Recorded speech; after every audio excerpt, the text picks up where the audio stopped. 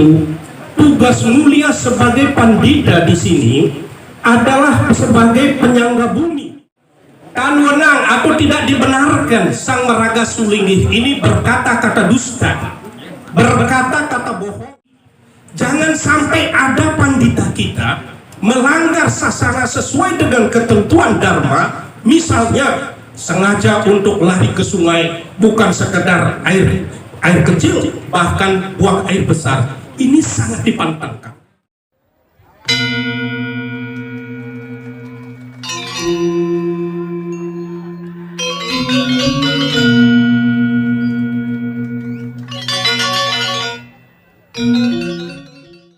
Kencing di lubang semut, kencing di kotoran sapi, itu adalah kencing menghadap matahari, karena ini adalah dapat melemahkan daripada kebijayaan kesucian daripada Sang Maraga Sulinggih itu. Saya yakin ini sudah dikuasai oleh pandita-pandita kita. Saya ceritakan, begitu dia itu melihat Dyah Satyawati yang luar biasa parasnya, sangat cantik, kulitnya kuning langsat, hidungnya mancung, bibirnya merah, dan pakaiannya sangat tipis merangsang, yang disebut macan gersang, manis cantik segar merangsang. Tapi dia mengambil pekerjaan orang laki. Pada saat itulah Resi Parasara ini bertanya, "Wahai gadis, kenapa kau mengambil pekerjaan ini?" Dia menceritakan kronologisnya. Walaupun parasnya cantik seperti itu, tapi baunya hamis karena dia merupakan anak nelayan.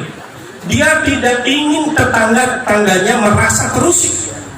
Maka daripada itu, dia mengambil tempat, dan kebetulan di Sungai Yamuna itu bau amisnya itu berkurang. Mendengar keterangan yaitu yang begitu lugu polos seperti itu, maka Resi Parasara mengambil air. Karena Sang Maraga Pandita sudah berhak marga tirta yang disebut Siwa Sekala, karena paham di Nusantara ini Siwa Sidanta, maka pada saat itu Sang Pandita atau Resi ini menoreh atau ngerajah air itu. Setelah itu diberikan, yaitu Dyah Satyawati. Apa yang terjadi? Itu seperti manik sekejap, lenyap pada saat itu, sehingga Dyah Satyawati dia berkata, "Siapapun yang mampu mengobati sakit saya ini, kalau dia laki-laki, saya akan berjanji untuk melayani sebagai sewanan, sebagai istri." Maka terjadilah Grahasta. Karena orang suci penuh perhitungan-perhitungan, bukan seperti kita yang tanpa perhitungan. Kadang-kadang anak itu ngandang-nganjuk. Misalnya saja di Weda sudah jelas, jangan berhubungan badan dengan istri pada hari-hari itu suci, gak aman. Ini tumpak kandang ojogel ini melakukan gini, lahir anaknya ngandang-nganjuk. Bapaknya ingin ke barat, anaknya ke kiri. Itu bukan mutlak salah anak. Introspeksi diri kita sedikit untuk kita. Saya lanjutkan. Nah, ini setelah dia itu terjadi pembuahan, maka sudah di dalam kandungan terdengar Weda-Weda itu sudah muncul. Siapakah dia? Ternyata dialah yang disebut Resi Wiyasa, yang pengumpul Weda, yaitu semua dari Sapta Resi itu dikumpulkan dan dibantu oleh 4 anak buahnya, seperti Jaimini, Pulaha, Simantu, dan Waisampayana, sehingga kita sekarang bisa membaca Weda itu dengan baik. Weda itu sekarang memang bisa dipelajari dan seterusnya. Itu adalah berkat orang-orang suci kita. Itu yang kedua, Sang Petirtan. Saya berharap sekarang di Kali Yuga ini Dharma berkaki satu, tingkat kejahatan itu sangat lebih tinggi dibandingkan kebaikan. Maka satu-satunya yang menjadi garda terdepan, baik secara skala, yaitu umat yang mendambakan para sulinggihnya betul-betul bersinar, maka perpanjangan tangan dari Brahman ke Resi menurunkan kepada para sulinggih. Resi kita sudah moksa semua, tapi memantau terus, maka harus betul-betul dijaga kesilian ini. Dan saya yakin empu kita pasti akan sidik. Nah, oleh sebab itu kita semua yang ketiga yaitu sang fakta. Kecil kelihatannya, remeh kelihatannya, tapi besar maknanya. Dari kayak parisuda ini memang harus betul-betul dicamkan, terutama pikiran harus selalu diarahkan kesucian. Kenapa? Karena pikiran itu Tuhan bersabda di dalam Bhagavad Gita di ayat 17 sloka 16, mana serada sauya tua monong atma winigraha bahwa samsudir etieta tapo mana sambuciate. Pikiran seorang pandita itu harus tenang, jiwa pandita itu harus bersih, dan juga bentuk pengendalian betul-betul kita mengendalikan diri. Karena tadi dari pusat mengatakan jangan sampai beli bulan ke hotel berbintang. Karena di dalam sastra wadin sumber hukumnya sastra, dan secara budi wadin logika akal sehat yang jualan itu di pasar. Itulah sebabnya kenapa para sulinggih kita harus ada pengiring dan sebagainya.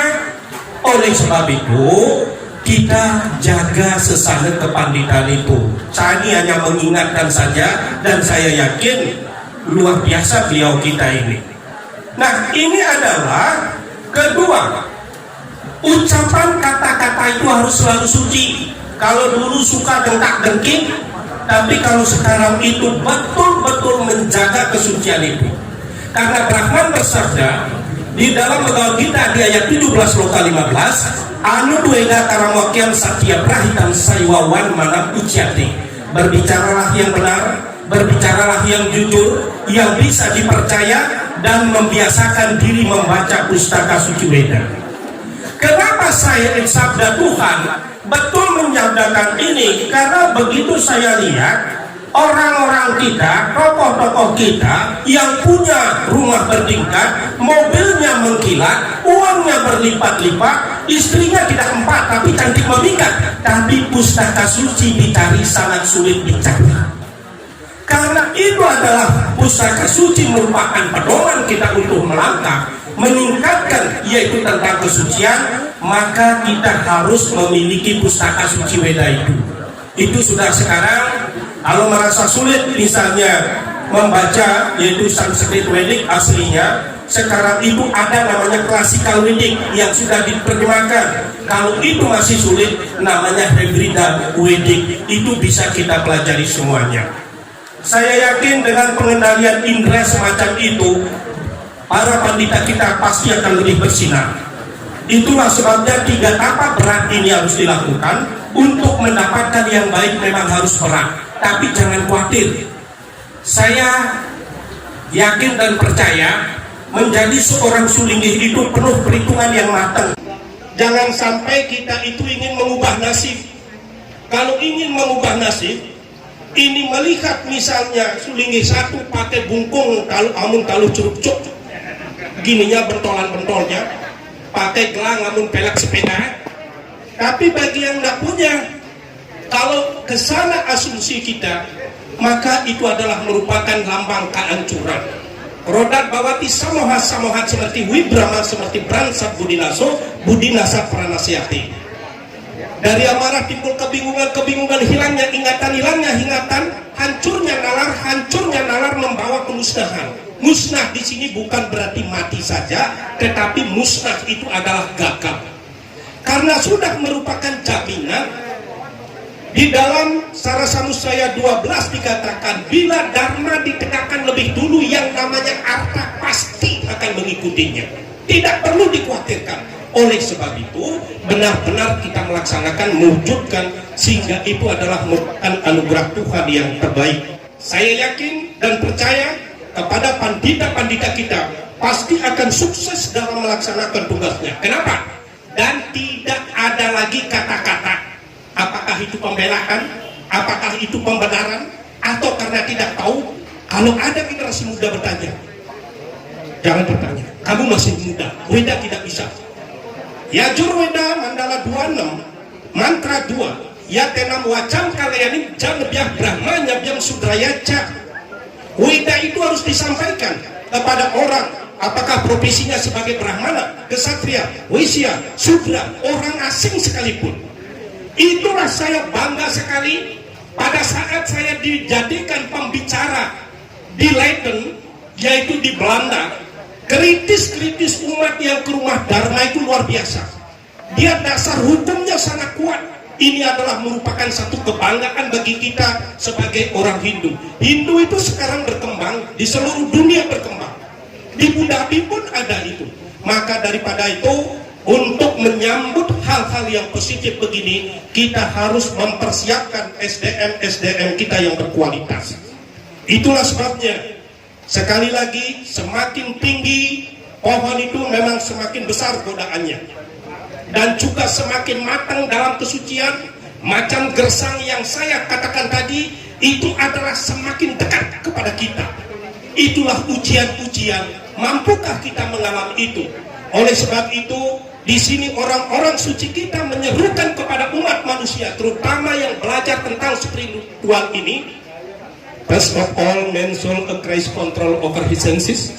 Never listen anything that is evil. Make every effort to be away from evil. Only then will spiritual power more and more. Itu bahasa Dautukan, yang artinya pertama-tama harus mengendalikan indera itu dengan baik. Hanya dengan pengendalian yang bagus, tidak melakukan bentuk kejahatan sekecil apapun, maka spiritual kita pasti akan meningkat, kualitasnya akan teruji. Saya yakin dan percaya di malam hari yang penuh berkah, yang penuh anugerah ini, kita itu sangat-sangat bahagia. Tuhan memberkati kita semua. Terima kasih. Saya akhiri dengan Parama Santi. Om Santi Santi Santi Om.